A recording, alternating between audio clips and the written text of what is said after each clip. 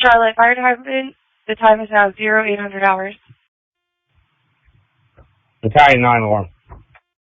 Battalion 9. Battalion 9 is now in circle. 10-4, Battalion 9.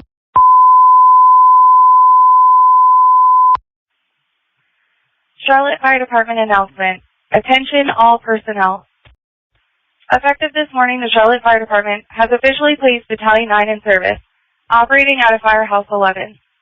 This marks a significant milestone, as is the first time a battalion chief has been stationed at Firehouse 11 since July 1st, 2001, when Battalion 2 was relocated to Firehouse 27. The establishment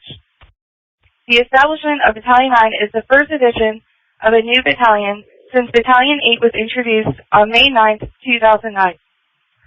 This new battalion will oversee operations for the following firehouses: Firehouses 7, 11, 15, 18, 22, and the future Firehouse 45.